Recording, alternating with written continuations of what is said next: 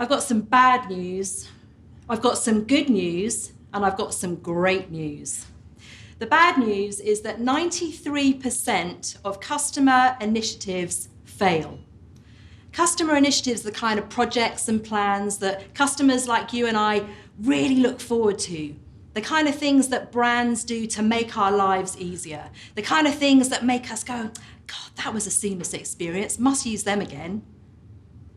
Initiatives come in all shapes and sizes. They come really large, like transformation programs. The bad news is that 70% of those also fail. The problem is that often organisations don't win the hearts and minds of the people who need to change. And transformation programs mean wholesale change. 70%. Now, the interesting thing is that actually emotional connections are on the rise, because it would appear that people are developing the skill of emotional intelligence.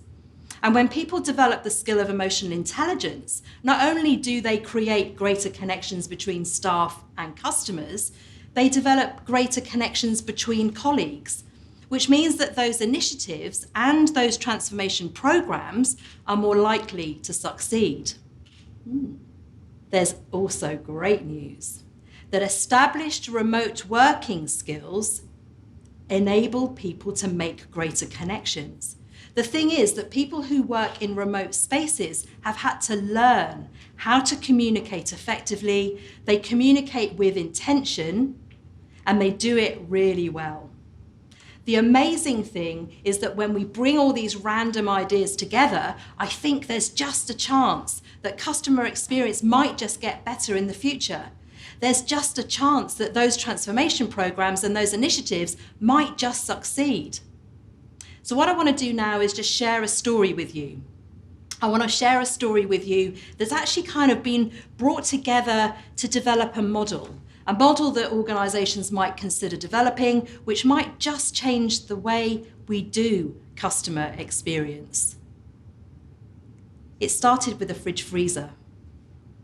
I was buying a fridge freezer because actually what was going on is it was May 2020. We were 6 weeks into the COVID lockdown and I was stressed. I was anxious at the scenes I was seeing in supermarkets of people fighting over scarce goods. I was scared because I was seeing hospital staff, NHS staff fighting for people's lives, and it was scary out there. And every time we went out to shop, every time we popped to the supermarket, every time we went outside our front door, there was a risk.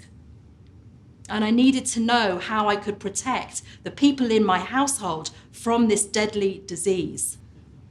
The fridge freezer was due to arrive 1 month after I actually ordered it. I ordered it in good faith and I thought it was coming 1 week after I received an email. The email basically said, sorry, we've got some operational issues. It's not coming next week. We don't know when it's coming, but ring our customer services line if you'd like to. The email arrived when the customer services line wasn't open. And so that was Friday. So 2 days on an emotional roller coaster.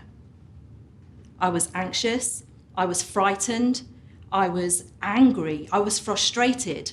So then Monday comes and I call. I call the customer services line and I speak to Neil.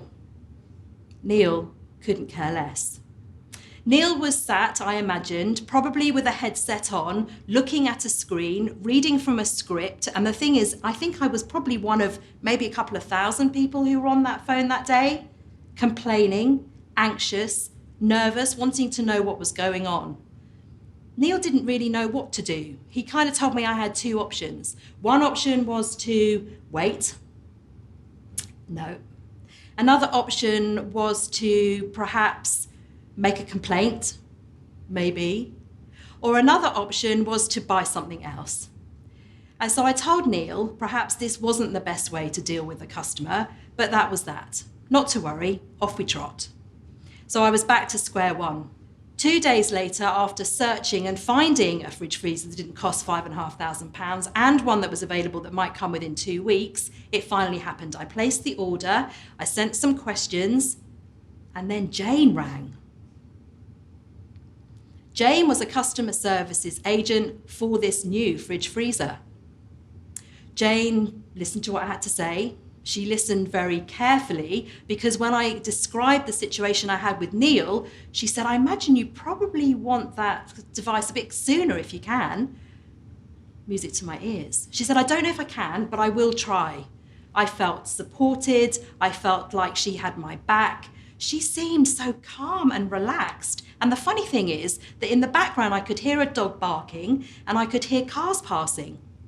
She was working from home. But not only was she working from home, she was actually a remote worker. She'd worked from home for quite some time and she loved it. She loved the fact that she didn't have to commute. She felt like she was doing her bit for the planet. She felt that she was doing her best for her family, her aging parents and the dog. And she had some time for leisure pursuits. She said, if only she could just do one thing. What was that, I asked? Well, my life would be perfect if I could just make sure I could get the dog to stop barking at the squirrels that do acrobats in the garden. We had a good laugh because we swapped some pet stories at that point. So sure enough, the fridge freezer arrived, and it arrived 3 days ahead of schedule. It all ran to clockwork. And 2 days after it arrived, Jane gave me a quick call, just to check everything was all right. I thanked her profusely, because the thing is, it really seemed like she cared. It really seemed like she had been listening, she was interested, and it also seemed like I might just use that brand again. It really was quite a different experience to the one that I had with Neil. So what struck me as I began to relax and I started to reflect on this experience as a customer was the fact that what she'd shown were skills of emotional intelligence. What she'd done is she'd not only listened, she had empathized. She had used her organizational awareness to know exactly who she needed to speak to within the organization. She knew exactly how to influence those people in the organization, and she used all sorts of other skills within the competence to actually pull this off. So this kind of got me thinking. I'd been an emotional intelligence coach for about a year at that point, so I knew that there was a model that we were using that I'd been taught. This model had 12 competencies within it, and it was the Goleman Emotional Intelligence Competence Model. And really what I was looking for was whether or not there was any proof that people who worked in remote settings had more emotional intelligence than those people who worked in offices. The aspiring academic in me went searching. And actually what I found was a report by a mother and son team who'd gone off to search around a whole variety of workspaces, co-working spaces, co-working living spaces, and they had done some research on the essential qualities of effective remote workers. And I couldn't believe it. It was like my dream had come true. What had happened there is that the skills that were recommended for remote workers, some of them matched the Goleman model and others fitted very well. So things like adaptability, empathy, and what also came were 2 additional skills, the skills of being trustworthy and autonomy, and all of that was brought together with communication. Now, the funny thing is that I was getting to understand a bit more about remote work. I'd actually been remote working without even realizing it for quite some time. But there seemed to be a number of organizations that were really established and doing exceptionally well. A company like Automatic, for example. Automatic run 48% of all websites across the globe. They have high productivity with their staff, they have high customer retention, high staff retention, they're making a lot of money, and their people love them. So there seemed to be something going on here. I had the emotional intelligence with emotional connections, where people seemed to be understanding that customer experience was in the mind and the heart of the customer. So actually, my experience with Jane was very much about reassurance and trust and actually having a bit of a laugh. And my experience with Neil was one of frustration and anger. There was no emotional connection with Neil, but there's definitely an emotional connection with Jane. So there's my emotional intelligence model. Here's me overlaying the remote working model, but there was one other thing that could be missing. And the thing that I think has been missing since this remote working experiment started earlier this year. And that's the investment in people. The investment in people to learn the skills of emotional intelligence and also the investment in technology. There's no question that the actual technology that exists right now can enable us to communicate hugely effectively, and it can enable us to collaborate incredibly well too.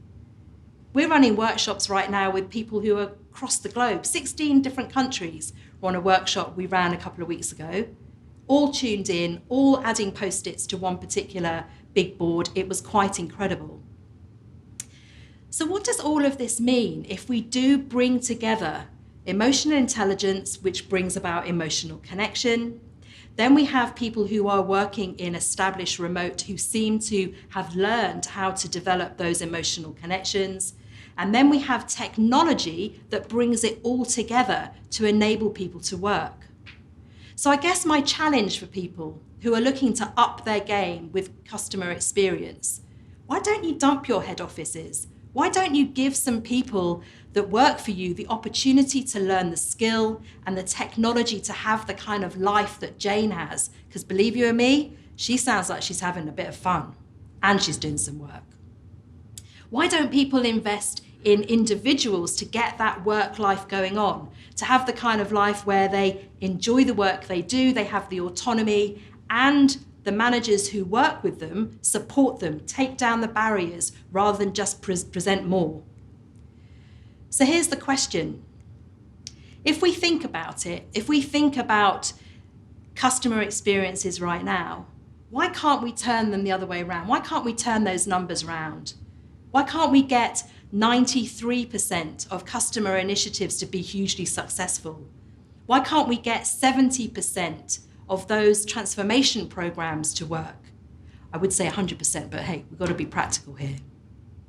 The fact is, organizations might consider this customer experience remote evolution model. They might think about how they can build greater emotional connections between their staff and between their customers, because when they happen, customers are loyal, loyal customers are profitable.